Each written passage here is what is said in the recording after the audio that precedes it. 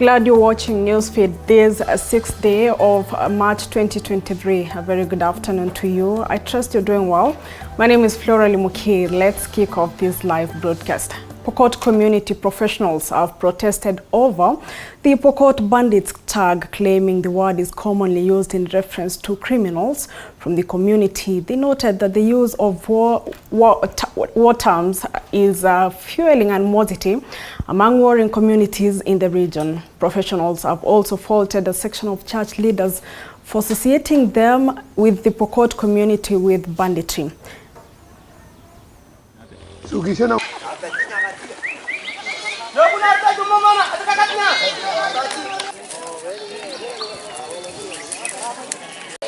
Happy commission.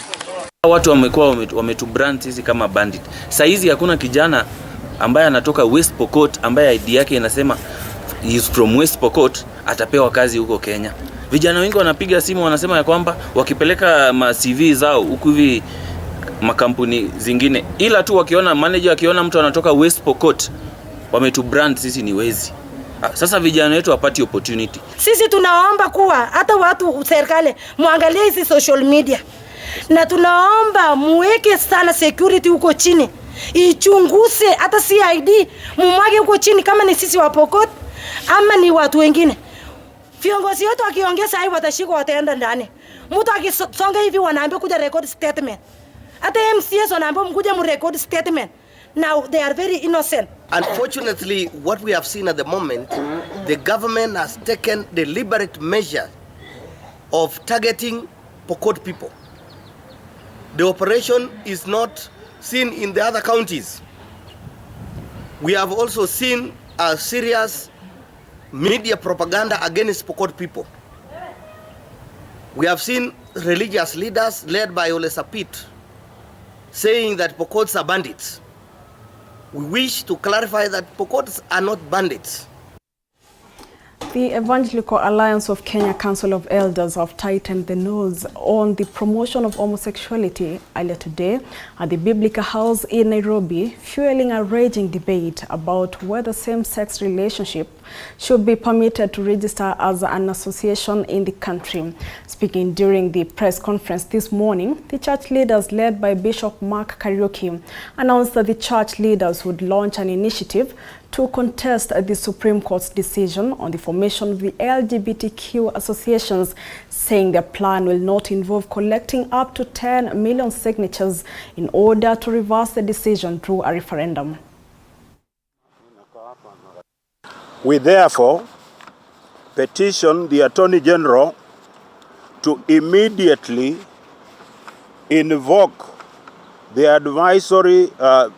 advisory jurisdiction of the Supreme Court on matters of general and national importance to seek an advice or opinion on the broader concerns around promotion of LGBTQ rights.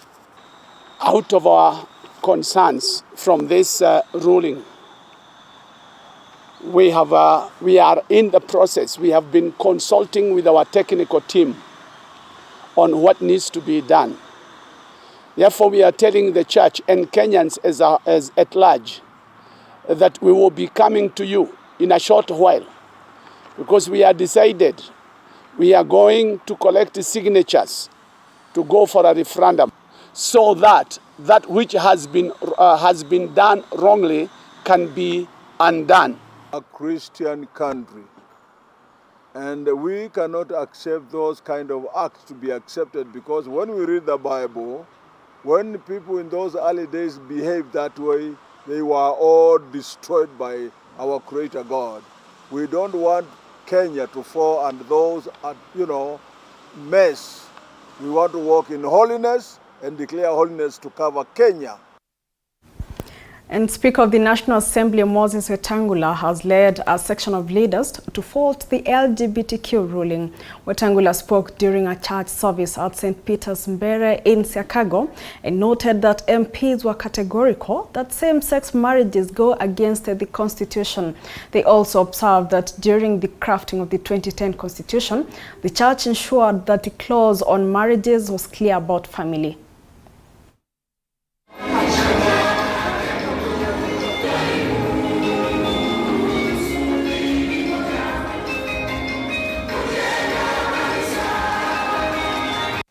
Katiba ya kwanza ilianguka kwa sababu ya uzushi ya kwamba ilikuwa inakubalia mashoga. The first referendum was defeated because of a rumor. It was not even true. It was just a rumor that this new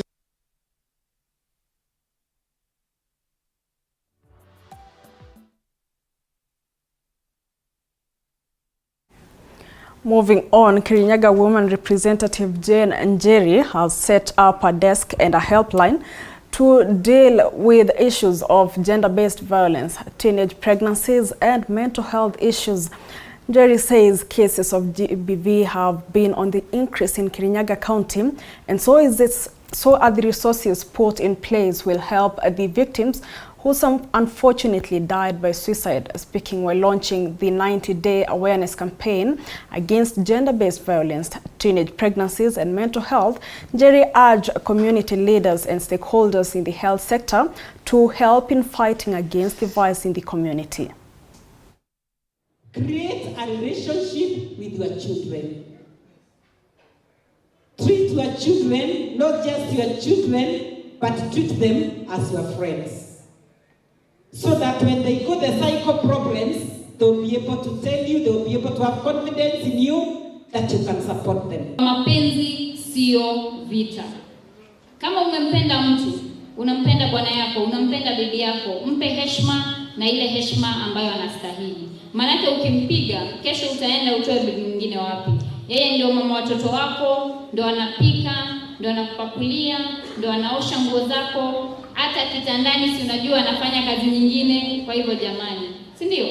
Tupendane. Na maneno ya SGBV, mimi nataka kuambia bwana DCC, manake mimi ni wakili, tutakuwa na helpline ambayo tutafungua. Kwa hivyo kama mmesikia kabisa mmefika mahali hamwezi kusikizana kwa hiyo nyumba, na mimi naambia watoto wetu na kina mama hapa, basi rudi nyumbani. Ama panga, enda town mahali, tafuta biashara, ongelesha ofisi yetu, tutakusaidia kama tukupige jeki kidogo ufanye startup uweze kujikimu, manake tunataka ukae hai. Na hakuna marriage ambayo inafaa kucost maisha yako. Manake ndoa inafaa kuwa tamu, inafaa kuwa ya watu ambao wanashikiliana na wanapendana. National circles and cooperatives in Kenya are now urging the government to put in place stern measures that can help them withstand rampant cyber hacking, which is putting their members' money at a great risk, as well as leading to a downfall of many circles across the country. According to Kenyatta University Staff Organization, SACCO Chairman Professor George Alukoya Magoha, the cyber threat has drained many SACCOs huge amounts of money installing firewalls. We are spending a lot of money on trying to prevent any attack on our system. When we hear attacks elsewhere, we add our firewalls, we add our systems. So the main challenge that we have today is the cyber security. What we would wish the government to do on this is if a law could be put that there is system audit. System audit. Today we have financial audit, external, which is mandatory. But we do the software, we do the ICT system audits, but it's like voluntary, it's like optional for SACCOs. To be also included in the government ICT system so that we're able to access the financial institutions. And also the government to continuously support us in terms of assisting us in the regulations that are friendly to the membership. I've been a member for the last 18 years, and every time I want to step out, I realize that there are benefits. There are so many benefits. There are loans given, different products and services. Iko tofauti sana na bank. Juu sahi ukijaza hata milioni moja, after 2 days utakuwa na hiyo pesa. Na utafanyia kile utafanyia, na bado ukitaka pesa ingine yenye tunaita top up, bado utapewa hiyo pesa. Correctional Services PS Mary Muthoni is urging chiefs and village elders to spearhead alternative dispute resolution mechanisms on petty offences to avoid backlog of cases in court and congestion in prisons. Speaking at Kiambu village in Gishugu, Muthoni asked chiefs, village elders and Nyumba Kumi leaders to take the initiative of sorting out family disputes, land disputes and other small cases at home, saying prisons were full of youthful population that should be out being productive in the society. Muthoni said that family and land boundaries disputes should be addressed by the chief and village elders, saying that it is also not right for families to drag each other in court over issues that would have been sorted out at home. There is no bigger punishment than denying an individual freedom. So being in prison is the biggest problem that you can cause to an individual. Therefore, before we get to that point of denying you freedom, we want to correct. And the only way is to have alternative dispute resolutions. Mambo ya mashamba tunaongea nyumbani, si kwenda kotini. Kwa sababu shamba unaulizana na ndugu yako, ndugu na dada. So you sit down as a family, sort out the issue as a family. Musipelekane kotini, alafu mnaenda kujiaibisha pale. Sit down as a family, be able to sort out your issues before it even gets to the judge. Again, the priests have a role to play. When we come to church, if there is a dispute amongst us, na tunakuja kanisa moja, then why do we have to come pray on a Sunday and we cannot speak when we are out there? And the Ministry of Education Center for Mathematics, Science and Technology, Education in Africa has distributed robotic kits to 103 STEM model schools in order to promote digital literacy among young learners. In addition, the program has been launched to improve critical thinking skills. Chiche Josephine reports. During a 4-day outreach program at Keriko, Njoro Day, Lamudiak and Mau Narok secondary schools in Njoro sub-county, students and teachers received training on coding, digital literacy and Scratch, a block-based programming language. Coding is very important in learners' experiences because it is able to help learners think critically, problem solving, communication and collaboration. Some of the competencies that actually come out when the students are able to do a bit of coding. And the most interesting part is the part of the robotism and the way you code things to move like human beings and how you make them turn into a specific angle, into a specific position. The program's focus was on improving schools through a positive STEM ecosystem that fosters good teaching practices and enhances their retention and the continuity of female students in STEM subjects, according to program coordinator Mrs. Beatrice Masharia. When we take our learners through these activities, they will become more creative. They will become innovative. They will actually be critical, become critical thinkers in the learning process. We've noted that girls have not been performing well in physics and the sciences. Sciences meaning chemistry, physics, biology and the mathematics. But I've noted today the attitude have really changed. And I want to believe it is going to make a difference in the performance of the sciences in this school. She noted that in order to achieve the country's desired middle-level economy, urgent and decisive action must be taken to encourage the uptake of STEM subjects from an early age. We are able to identify gaps that learners have. And these gaps, we shall use them during our training of teachers because we shall be able to input in our modules. When the students do something, they remember. When they read, they forget. When a student learns about angles in mathematics, and they will ask many times over, where am I going to apply it? They will be able to apply it in construction, that's STEM, in engineering, that's STEM, you know, and they will be able to see, in essence, those angles that they are learning put into application. Chichi Josephine, TV 47.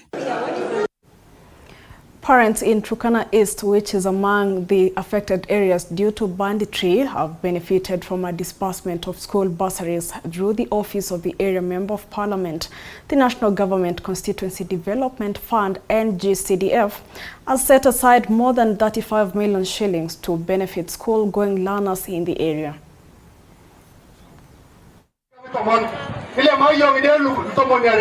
Naomba kwamba kama serikali yetu ya county kupitia Mheshimiwa His Excellency the Governor, ili aweze tu at least kuongeza hizi pesa, ili tukiongeza na CDF at least isaidie watu wetu. Hiyo ndio ombi langu ambalo naomba nyinyi mpeleke na tusaidiane pamoja. At least hao watoto wakipata pesa ya LATIF, wengine wapate ya CDF, at least hao watoto wataenda mbele.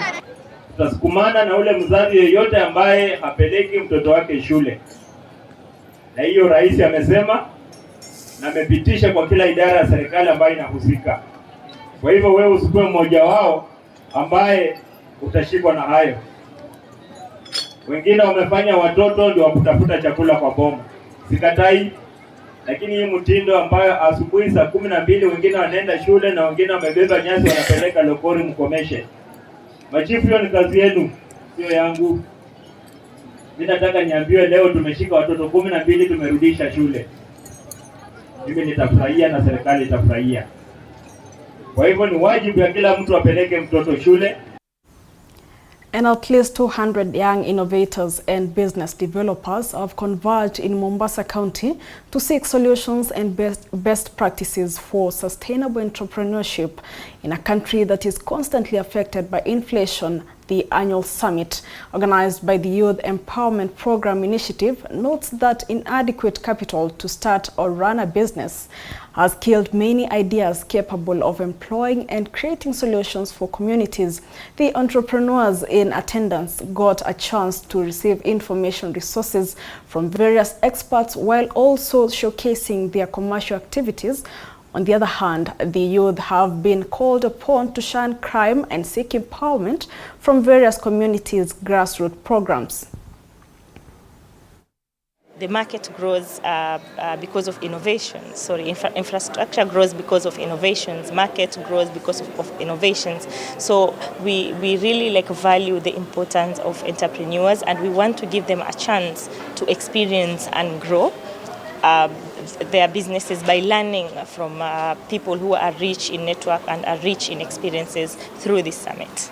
And we've also seen benefits in terms of reducing the level of youth unemployment in Mombasa, violent extremism in Mombasa. Now youth know that when they go to YEPI, they will be empowered with business skills, they will be empowered on how they can take charge of their life, and even how to actively engage in the community. I think the event creates an exposure which is really ideal for all the entrepreneurs, especially the startups, because now from such events you will gain networks, you will gain experiences, because there have been different sessions being discussed on different topics. Hili ni jambo ambalo tunalisisitiza zaidi kwamba yale mashirika ambayo yako pale nje yaweke mikakati ya kufunza wanabiashara na wale ambao wanataka kuingia katika biashara kama hizi, mafunzo ya jinsi ya kuendesha hizo biashara na kukuza hizo biashara, na pia si hapo tu,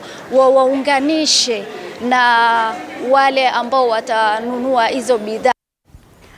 Finance EC for Nyamira County, Emily Ongaga, appeared before an ad hoc committee at the Nyamira County Assembly. She was summoned to address allegations of misuse and abuse of her office powers, as well as delays in releasing finances to various departments, as well as paying salaries to employees. The allegations arose after Nyamira MCA's passed her impeachment motion last Thursday, seconded by MCA Reich of Magombo Ward. Ongaga was given the opportunity to defend herself, and the verdict of the matter is currently pending until the investigating committee releases its final report. My livelihood, I have children, I have family, I have parents, and for some reason this thing has been out in the media. I'm also seeing it for the first time. So therefore, if I'm given an opportunity to make improvements, we learn by the day. And I'm only requesting that the committee will be human and consider as they make their report. That's all I can say. And with me are the members of that ad hoc committee. We 5 honorable members, as guided by the County Government Act, section 40 of that County Government Act. We hear with the resolution of the House that one CPA, Emily Ongaga, was impeached. And on those, he was sent the allegations which was framed against her on impeachment.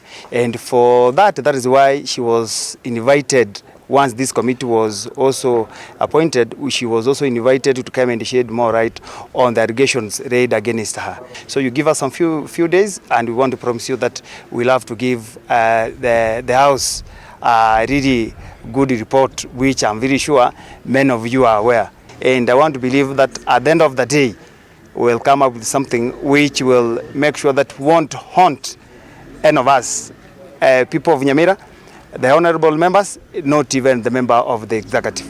And we really want to do the report with a lot of sobriety to make sure that we come to a conclusion which will be admirable to every other person.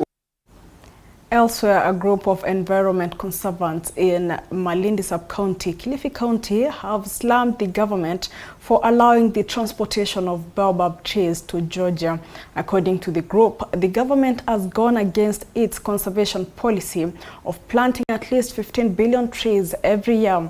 The government had initially halted the exercise in November last year after public outcry, but has now approved the movement from Tezo area in Kilifi County to Shelvikitili Dendrological Park Limited in Ureki in Georgia. The group has at the same time condemned the cutting down of trees in Kilifi County and is now calling upon relevant authorities to take action on government officials who permit the tree cutting exercise. Ni sasa ni sheria gani ambayo imewekwa kuhakikisha kuwa hii mibuyu ina nani? Unapata mibuyu inatolewa ndani ya Kilifi, mibuyu inapelekwa Georgia. Mwananchi ambaye ni afaidike kupitia kwa hii mibuyu unapata ameachwa. Sasa serikali yetu hatujui imetegemea inamulika mwananchi ili apate kufaidika ama inajiangalia hiyo. Wakati hii place yenye tumesimama, it is under the county government of Kilifi. Na tuna shida ya kuwa miti imekatwa mahali ambapo kila wakati, kila mwezi tunakuja tukipanda miti. Now tukijaribu kuongelesha the county government, everybody is claiming kuwa hajui ni nani ali authorize hii miti kukata. Tunang'ang'ana tupande miti ili turegeshe mvua, tukilia kuwa Kilifi County hakuna mvua. Lakini imefika ni wakati the county government itself wana preach wine, yani haieleweki county government yetu.